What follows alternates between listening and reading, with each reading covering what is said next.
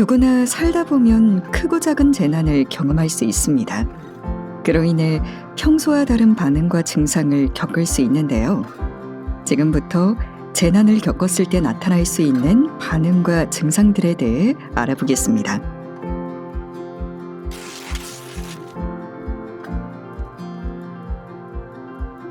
갑작스럽게 발생하는 재난은 물론 미리 일어날 것으로 생각되었던 재난조차도 심리적으로 큰 충격을 주게 되는데요.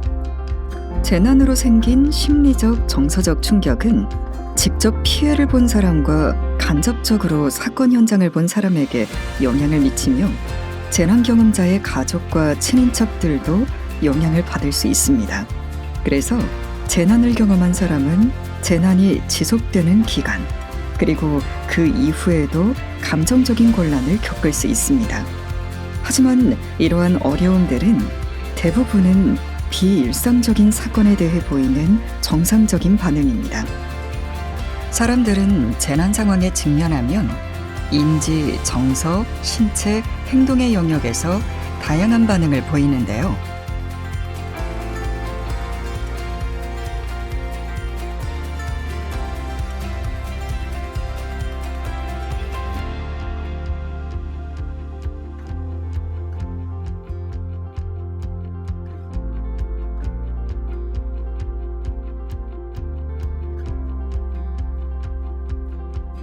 구체적으로 어떤 반응이 나타나는지 살펴볼까요? 먼저 몸이 지나치게 긴장되어 떨리고 심장이 두근두근하며 밥맛이 없고 소화도 잘 안 됩니다. 어지럽거나 두통, 불면증도 경험할 수 있습니다.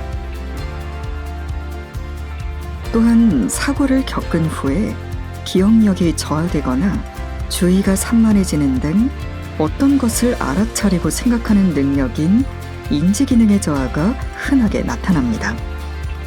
집중력이 떨어져 일상생활이나 일에 집중하기 힘든 모습을 보이기도 하죠. 이뿐만 아니라 재난 상황을 다시 만날까 지나치게 긴장하고 불안, 악몽에 시달리는 경우도 있고, 이와 반대로 상황에 대하여 무감각하거나 회피하고, 심지어 기억이나 의식 등이 몸의 주체로부터 분리되어 떨어져 나가는 해리 반응을 보이기도 합니다. 이런 상태는 우리 몸에서 일어나는 자연스러운 방어적 반응인데요. 심한 외상적 충격으로부터 스스로를 보호하기 위해서 마치 나쁜 꿈을 꾸는 것 같다라고 생각하게 됩니다. 극단적인 경우에는 아무 일도 일어나지 않았다고 여기는 경우도 있죠. 정서적으로는 사고를 당했다는 사실에 대해 극도로 불안해하는 상태가 됩니다. 내가 다시 사고를 당하지는 않을까 두려워하는 모습도 보이는데요. 예를 들어 교통사고를 겪은 사람들의 경우 차만 보면 불안하고 운전은 물론 심지어 차를 타지도 못하는 지경에 이르기도 합니다.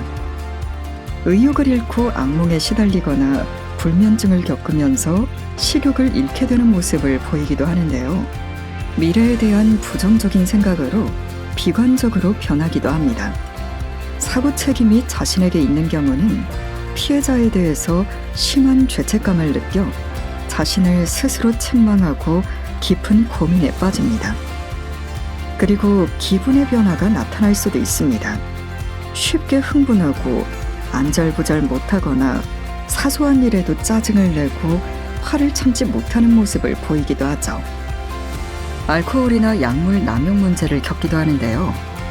술은 불쾌한 기억이나 불안은 물론 고통을 잠깐 덜어낼 수 있어서 재난을 겪은 후 음주량이 늘기도 합니다. 또한 고통을 잊고자 향정신성 약물을 찾기도 하죠. 그래서 큰 재난이 발생한 이후에는 그 지역의 주류 판매량과 소비량이 증가하는 현상이 종종 나타납니다. 괴로움을 달래고자 술이나 약물을 오랜 시간 사용하는 경우에는 남용이나 중독으로 또 다른 문제가 생길 수 있어 조심해야 합니다. 지금부터는 재난을 겪은 후 시간이 갈수록 반응이 어떻게 변화하는지 알아보겠습니다. 통상적으로 재난을 겪은 후 시간의 변화에 따라 급성기, 아급성기, 만성기로 나누어지는데 시기별로 다양한 반응들이 나타납니다. 먼저 급성기는 사고 후 3일부터 7일까지의 기간을 말하는데요. 이때는 심리적인 부분보다는 외상에 더 집중하는 경향이 있습니다. 그리고 좋지 않은 일로 깜짝 놀라는 경악과 공포 체험으로 무감각하고 만연자실한 상태가 될 수 있는데요. 이러한 상태로 인해 판단력이나 인지 능력의 저하로 현실감이 떨어지고 정확한 사태 파악에 어려움을 겪을 수 있습니다. 때로는 가족과 이웃의 생명과 재산을 지키기 위해 위험을 무릅쓰고 무모한 행동을 하기도 하죠. 이때는 스트레스 반응을 보이지만 보통 10일 이내에 해소되는데요. 상태가 지속되거나 악화된다면 반드시 전문가의 도움을 받아야 합니다. 급성기를 지나면 아급성기에 접어드는데요. 아급성기는 사건 후 1개월에서 3개월 사이의 기간을 말합니다. 이때에는 재난 직후의 혼란이 안정되기 시작하고 본격적인 복구에 접어들면서 외상 후 스트레스 증상이나 상실감 등 정신적이고 심리적인 문제가 표면화되기 시작합니다. 고통스럽고 괴로운 기억은 점점 약해지지만 사소한 자극에도 예민해지고 불안이 커지는 모습을 보이게 되죠. 특히 피해 복구나 보상이 지연되는 경우에는 재난 경험자의 인내심이 한계에 달하여 행정기관이나 공무원에 대한 불만을 쏟아내는데요. 생활재건과 개인적 문제 해결로 여유가 없기 때문에 이웃 간의 연대감이 사라지고 갈등이 드러나기도 합니다. 그리고 아급성기에는 사회복귀를 시작하는데요. 재난 경험자들은 사고 이전의 일상생활로 돌아가고 싶지만 주위로부터 고립감과 위화감을 느낄 수 있습니다. 재난 경험자가 사회에 복귀하고 직장으로 돌아왔을 때 동료들이 충분히 이해해주지 못하거나 오히려 빠른 복귀가 심리 회복에 도움을 준다고 생각하여 무리하게 업무를 주는 경우도 있죠. 이런 경우 대부분의 재난 경험자들은 매우 힘들어하며 좌절감을 느끼고 사회 복귀에 실패하기도 합니다. 특히 언론의 취재는 재난 경험자를 힘들게 하는데요. 취재가 두려워서 전화를 받지 못하거나 외출도 하지 못하는 등 새로운 고통을 느끼기도 합니다. 따라서 사고대책본부에서 재난 경험자에 대한 직접적인 취재를 자제시키는 것도 필요합니다. 3개월이 지난 이후에는 만성기에 접어들게 되는데요. 이때에는 재난 상황 당시의 감각이나 심리 상태가 나타나는 플래시백 현상이 나타날 수 있지만 서서히 회복하는 시기입니다. 하지만 복구가 늦어지거나 정신적 버팀목을 잃어버린 사람은 계속 스트레스를 느낄 수도 있습니다. 때로는 초조하거나 불안하고 분노를 주체할 수 없어 감정 조절이 어려운 모습을 보이는데요. 사고 이전으로 돌아갈 수 없다는 사실에 희망을 잃은 경우, 특히 화상 등으로 몸에 심각한 후유증이 있는 경우라면 더더욱 심리적 회복이 어렵습니다. 그리고 시간이 지나면서 재난 경험자의 스트레스 증상을 사고 때문이 아니라 성격 문제로 생각하는 경우가 많은데요. 그럴수록 재난 경험자는 고립감과 불신감이 깊어지게 됩니다. 죄책감과 우울로 절망하고 때로는 자포자기하며 자살을 시도하기도 하죠.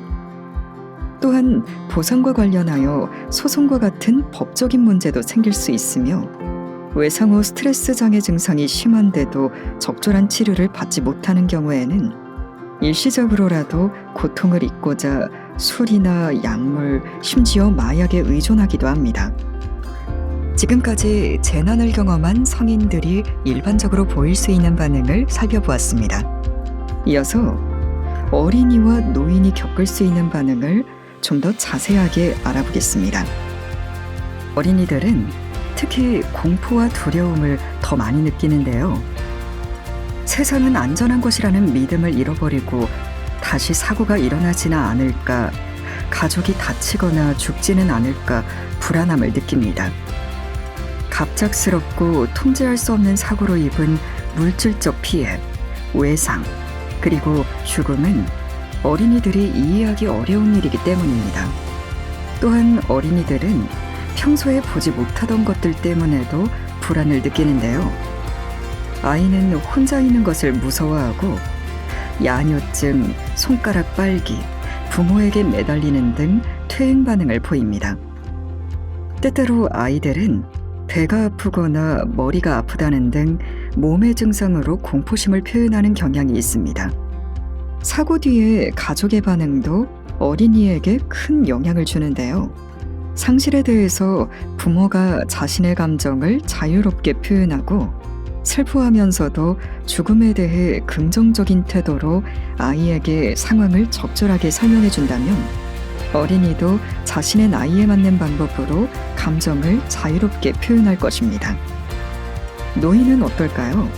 재난 상황에서 기동이 어렵고 의사소통에 장애가 있는 경우 신속하게 대피하기 어려워 위험 상황에 쉽게 노출되는데요.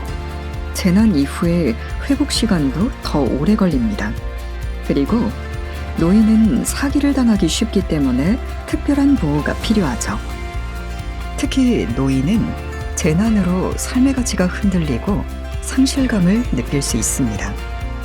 만성질환을 앓는 경우라면 약을 구하기 어려워 증상이 악화될 수도 있죠. 또한 병에 대한 저항력이 약해져 두통이나 피로감 같은 일반적인 건강 문제가 발생하기도 합니다. 이 밖에도 스트레스와 관련하여 몸에 새로운 징후가 발생하기도 하고 방향 감각을 잃고 거리를 헤매기도 하죠.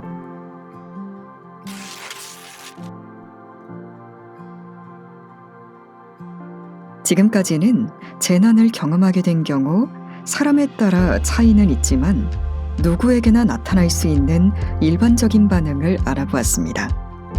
지금부터는 시간이 지나도 회복되지 않아 만성적으로 고통을 받는 대표적인 문제인 외상 후 스트레스 장애에 대하여 설명해 드리겠습니다.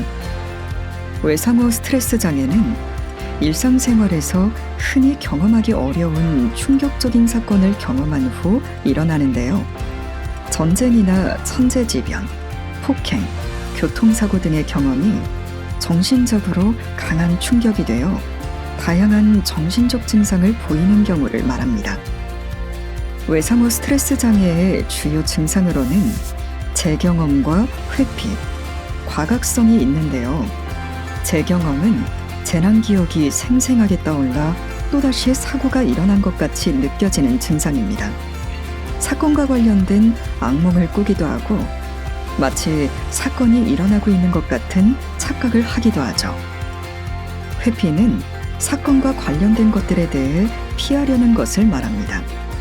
사건에서 가장 중요한 부분에 대한 기억 상실이 있고 멍하고 집중하지 못합니다. 과각성은 사건이 발생할까 늘 긴장하고 있는 상태를 말하는데요.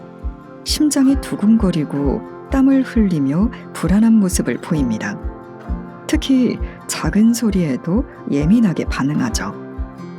외상 후 스트레스 장애를 적절한 시기에 관리하지 못한다면 대상자는 시간이 지날수록 더욱 고립되고 정상적인 사회생활이 어려울 수 있습니다. 또한 극도의 우울로 미래에 대한 희망을 상실한 재난 경험자는 적절한 도움이 없으면 회복에 어려움을 겪기도 합니다. 지금까지 재난을 경험한 후 겪을 수 있는 반응과 심리 회복 기간 이후에도 겪을 수 있는 외상 후 스트레스 장애에 대해 알아보았습니다. 재난으로 다친 마음에 위로가 필요할 때 1670-9512 당신의 곁에서 함께 하겠습니다.